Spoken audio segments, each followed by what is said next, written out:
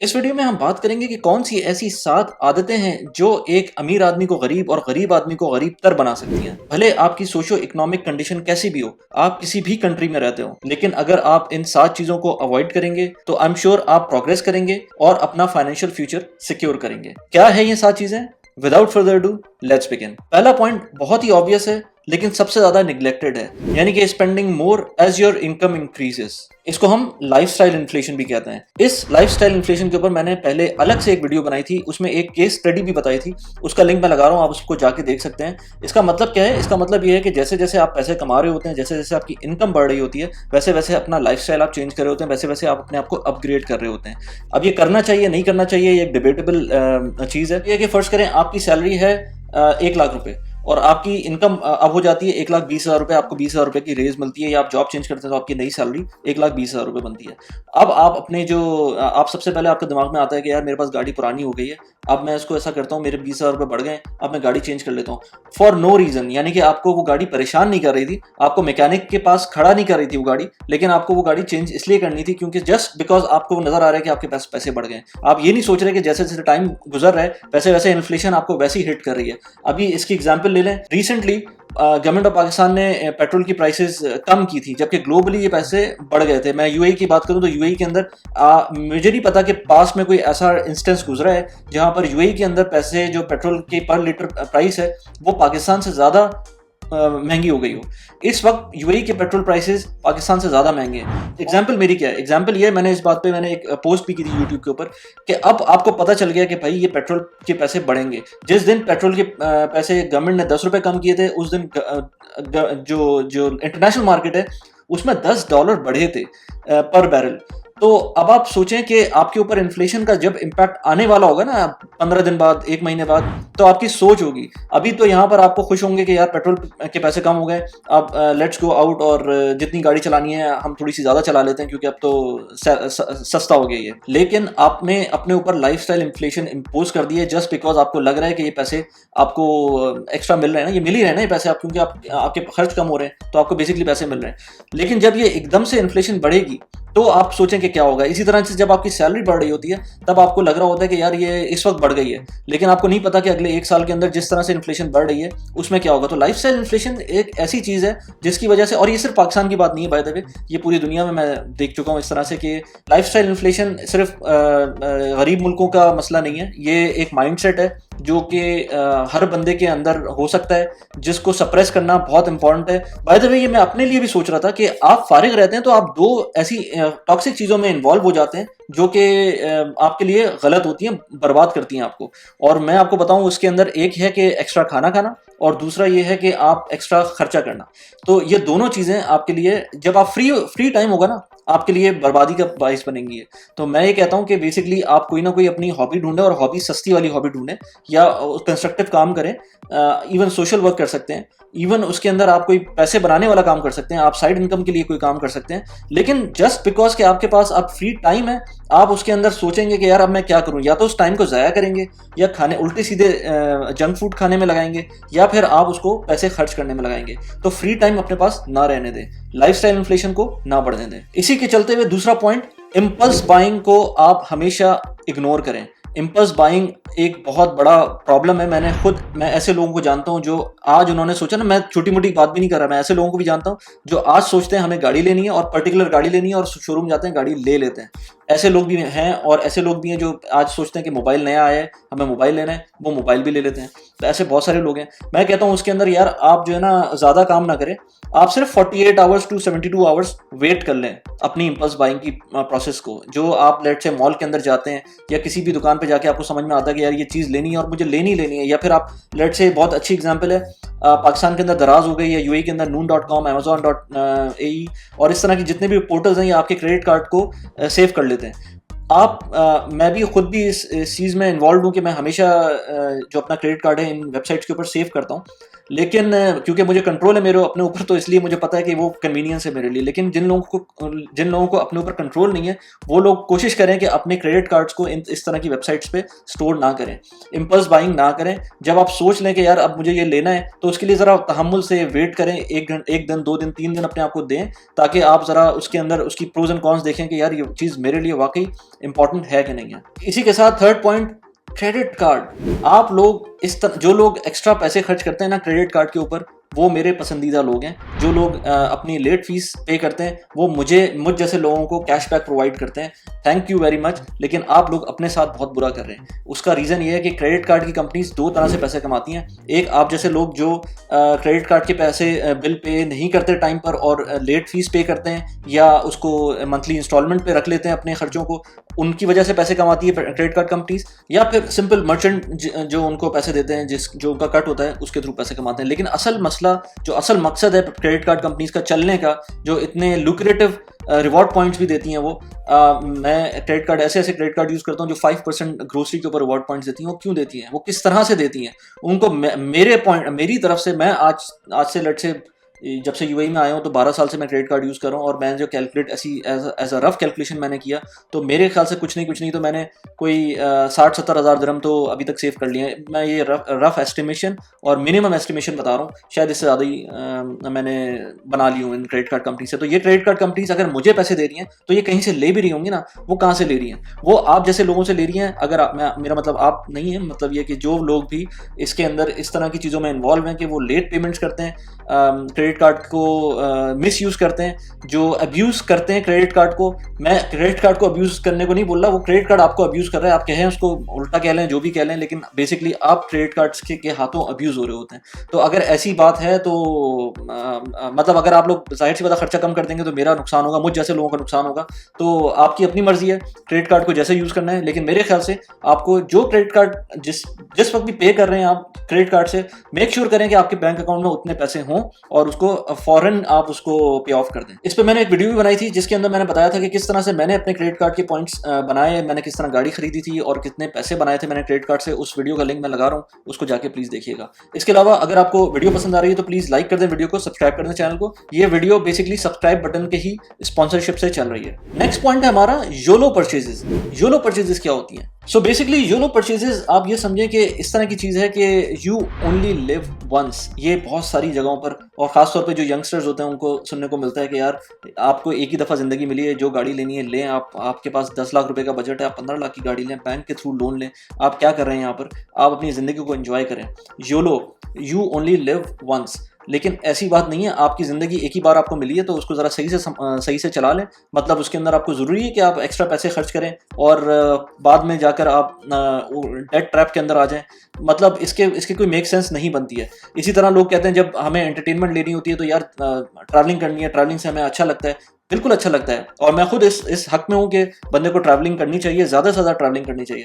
लेकिन मैंने आपको बताऊँ, एक न्यूज़लेटर अभी लिखा है रिसेंटली, उसके अंदर मैंने बताया था कि ओमान में जब गया था तो कितना कम खर्चे में हमने ओमान का ट्रिप किया था। आपको ज़रूरी, और पूरा एक हफ्ता तकरीबन लगाया था हमने वहाँ पर। तो इसका मतलब ज़रूरी नहीं है कि आप लेट से ट्रैवलिंग कर रहे हैं तो आपको लेट से इंग्लैंड ही जाना है या आपको लेट से मॉरिशस ही जाना है या सीशल्स ही जाना है तभी आपको हैप्पीनेस मिलेगी। आपको हैप्पीनेस कहीं भी ट्रैवल करके मिल सकती है, कहीं का भी एक्सपीरियंस लेके मिल सकती है। हैप्पीनेस का मतलब ये नहीं है कि आप पैसे खर्च लाजमी करें, उसका मतलब ये है कि आप खुद हैप्पी हो और हैप्पी होने के लिए आपको ज्यादा पैसे खर्च करने की जरूरत नहीं है। नेक्स्ट पॉइंट है हमारा इन्वेस्टिंग विद फियर और ग्रीड। ये 2 तरीके की इन्वेस्टिंग है जो हमेशा आपको मरवाएंगी।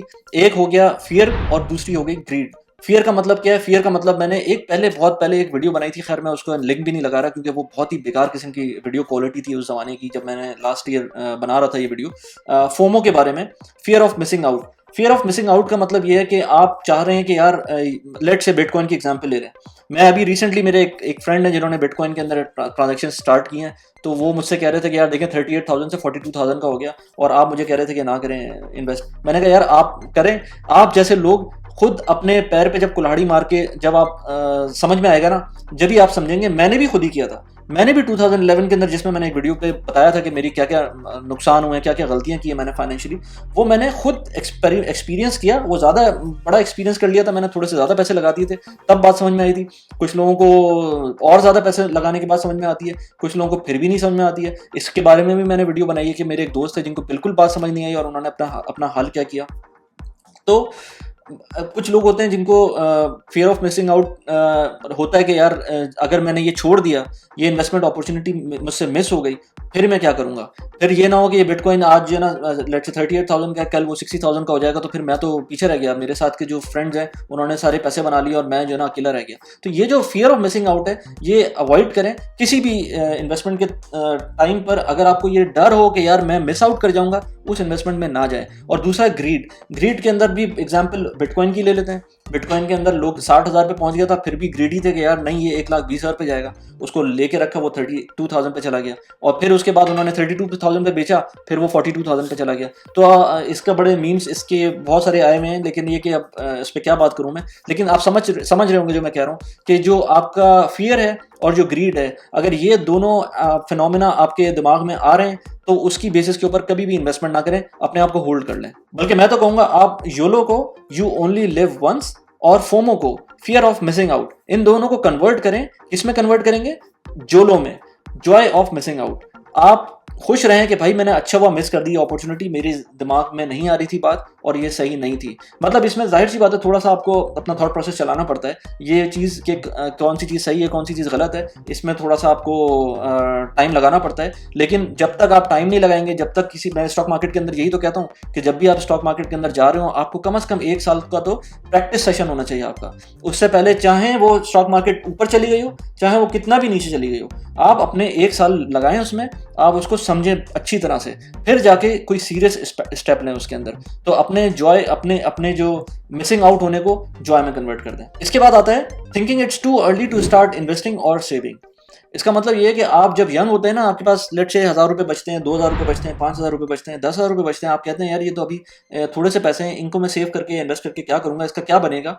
इसके ऊपर आपको सोचना चाहिए। आपको मेरी और भी वीडियोज़ है, मैंने जिस पे कंपाउंडिंग पे बात की है कि आपके 1,000 रुपये, मैं आपको एग्जाम्पल देता हूँ, आज से 2000 के अंदर अगर आपने 10,000 रुपये इन्वेस्ट किए होते, सिर्फ 10,000 रुपये 2000 के अंदर। मुझे याद है मैं उस वक्त यूनिवर्सिटी में पढ़ता था, और मेरे यूनिवर्सिटी के अंदर उस टाइम पर जो बहुत सारे फ्रेंड्स थे जो वो ट्यूशन्स पढ़ाते थे, उस टाइम पर वो ट्यूशन्स जो पढ़ाते थे, उनकी जो इनकम होती थी वो महीने की 10,000 नहीं तो उस वक्त 6-7 हज़ार रुपये तो बन ही जाते थे, और बहुत ज़्यादा पैसे होते थे 10,000 रुपये वहाँ के उस वक्त के हिसाब से। जब एक स्टूडेंट जो कि यूनिवर्सिटी में पढ़ा रहा है, वो ट्यूशन पढ़ा के 7-8 हज़ार रुपये कमा रहा है, तो 10,000 रुपये मैं अभी बात कर रहा हूँ, किसी एडल्ट के लिए तो कोई बड़ी बात नहीं होनी चाहिए। 2000 के अंदर 10,000 रुपये आपने सेव किए होते, 2000 के अंदर सेव नहीं किए होते, इन्वेस्ट किए होते स्टॉक मार्केट के अंदर, without going into any particular stock, मैं सिर्फ इंडेक्स की बात कर रहा हूँ, वो आज तकरीबन कोई 3.5 लाख रुपए बन चुके होते। ये होती है पावर ऑफ कंपाउंडिंग। इस पर मैंने बहुत सारी वीडियोस बनाई हैं, आप जाके देख सकते हैं।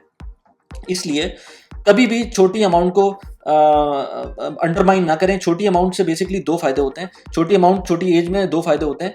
वो ये कि आप, एक तो ये कि आपके कैपिटल आपका छोटा होता है, आपको टाइम बहुत ज़्यादा होता है, तो आपका वो ऑफकोर्स कंपाउंड होकर बहुत ज़्यादा अमाउंट बनती है। और दूसरा ये कि आपका एक्सपीरियंस भी कंपाउंड हो रहा होता है। अगर आप फर्ज करें 20 साल पहले हमें किसी ने बताया होता कि यार ये स्टॉक मार्केट भी कोई चीज़ होती है, तो सोचें मैं अगर वहाँ से स्टार्ट कर देता इन्वेस्टिंग करना, मुझे पाकिस्तान की स्टॉक मार्केट का पता चल जाता, मैं अच्छी तरह से उसमें इन्वेस्ट करता, मुझे डेफिनेटली अगर मैं तमीज़ से इन्वेस्ट करता, मुझे सही कोई मेंटोर मिलता, तो मैं उसमें प्रॉपर जाता। इसी तरह जब मैं बाहर आ गया, तो मुझे, जब मैंने एक एक्सपीरियंस ले लिया था पाकिस्तान स्टॉक मार्केट का, तो मैं बाहर की स्टॉक मार्केट को भी देख सकता था। लेकिन वो सारे एक्सपीरियंसेस किए नहीं ना मैंने सिर्फ इसलिए नहीं किया कि मैं ये नहीं सोचता था कि मेरी एज कम है, मैं अपने हिसाब से जो इन्वेस्टमेंट कर सकता था मैं कर रहा था, लेकिन मैं गलत डायरेक्शन में था, वो डायरेक्शन सही नहीं थी। तो अगर किसी को मैं ये कहूँ कि कम पैसों में या कम एज की वजह से कोई बंदा नहीं कर रहा है इन्वेस्ट, तो वो बिल्कुल गलत है। इन्वेस्ट करना चाहिए ताकि आपको एक्सपीरियंस भी मिल सके और आपके पैसे कंपाउंड भी हो सके।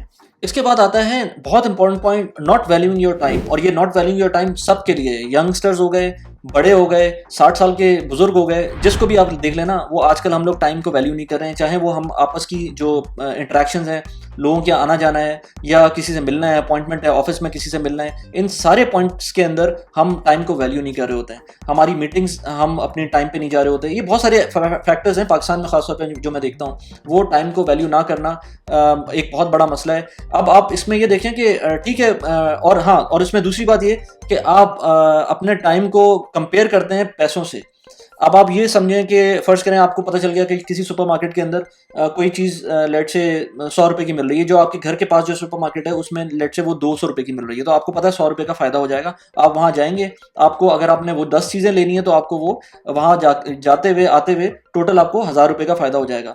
इसे कहते हैं कि आप 1000 रुपए का फ़ायदा तो हो गया, लेकिन आपने जो टाइम अपना ज़ाया किया आने-जाने के अंदर, पार्किंग के अंदर, ये सारी चीज़ों को आपने कंपनसेट नहीं किया। इसके अंदर एक बहुत मशहूर सेइंग भी है ना कि पेनी वाइज़ और पाउंड फूलिश, यानी कि आपने ये तो देख लिया कि आपने कुछ पैसे बचा लिए, लेकिन आपने कितना टाइम उसमें ज़ाया किया, अपना कितना प्रेशर, टाइम बहुत प्रेशियस है। टाइम को अगर आप ज़ाया कर रहे हैं, हाँ, टाइम को लेट से, अब मैं अपनी एग्जांपल दूं, मैं जब यूके में होता था तो मैं लेट से 1 घंटा आने जाने में या 1.5 घंटा आने जाने के अंदर वॉकिंग बाय वॉक यूनिवर्सिटी आने जाने में मैं ज़ाया करता था, इसलिए कि मैं ये समझता था कि शायद वो जो मैं वॉक कर रहा हूँ उससे मुझे कुछ फ़ायदा हो रहा है, क्योंकि मेरे पैसे बच रहे हैं। क्योंकि मेरी जो उस वक्त आवरली रेट था वो बहुत उस तरह का नहीं था कि मैं उसमें कोई लग्जरी इंजॉय कर रहा हूँ। मुझे आवरली रेट उसके अंदर जो मिल रहा था वो ऑफसेट हो रहा था अगर मैं वॉक करके जाता अपनी यूनिवर्सिटी। लेकिन अब मैं ये नहीं सोचूंगा कि यार 1.5 घंटा मैं अप एंड डाउन वॉक करूं सिर्फ लेट से 2 पाउंड बचाने के लिए, क्योंकि अब मेरे पास मेरे टाइम की वैल्यू दूसरी तरह की आ गई। हाँ, मैं वॉक कर सकता हूं वैसे, जस्ट टू स्टे हेल्दी, लेकिन मैं वॉक इसलिए नहीं करूंगा कि मैं पैसे अपने बचा पाऊं, क्योंकि पैसे बचाना अब मेरे जो टाइम की वैल्यू है वो बढ़ गई है, बजाय इसके कि मैं सिर्फ एक लेट से पेट्रोल के पैसे बचा लूं। तो ये आपको सोचना चाहिए कि आपके टाइम की वैल्यू क्या है। यू मस्ट नो कि आपकी आवरली रेट क्या है। आवरली रेट आप निकालने के लिए आप अपनी लेट से इनकम, जो भी आपकी इनकम है, 8 घंटे काम करने से जो आपकी इनकम बन रही है उसको डिवाइड कर दें अपने टाइम से। जब आपको वो आवरली रेट पता चल जाएगा तो आपको पता चल जाएगा कि आपकी वैल्यू क्या है, करंट वैल्यू क्या है। आपको उसको बढ़ाना भी है और आपको ये भी देखना है कि मैं इसको कैसे ऑप्टिमाइज कर सकता हूँ। अब मैं ये नहीं कह रहा कि जाहिर सी बात है पाकिस्तान में रहते हुए या कहीं भी रहते हुए आप लोगों से इंटरेक्शन करना कम कर दें, क्योंकि उसमें आपको जो पैसों की वर्थ है वो नहीं मिल रही है। वो बिल्कुल मैं ऐसी बात नहीं कर रहा हूँ, वो आप जाहिर सी बात है आप करेंगे, लेकिन फजूल में बैठना लोगों के साथ, फजूल में टाइम जाया करना, वो ना करें। ट्राई टू अपस्किल योरसेल्फ और try to scale yourself so that you are not dependent on time. इसी बात पे मैं बताऊं, मैंने एक वीडियो बनाई थी, यहाँ पर आपको लिंक नजर आ रहा होगा, कैसे आपको ये जो ब्रांड्स हैं ये ट्रैप करती हैं। ब्रांड्स को अवॉइड करना है ताकि आप ट्रैप में ना आ सकें। और ये मैंने एक वीडियो लगाई है Q&A सेशन की, लेटेस्ट Q&A सेशन है। Q&A सेशन के अंदर आपको पता है कि आप मुझे क्वेश्चन भेजते हैं और मैं उसका रिप्लाई करता हूँ। इस Q&A सेशन को प्लीज देखें और मुझे बताएं ये वीडियो कैसे लगी, आप मुझे प्लीज बताइएगा। Thanks for watching the video, bye bye.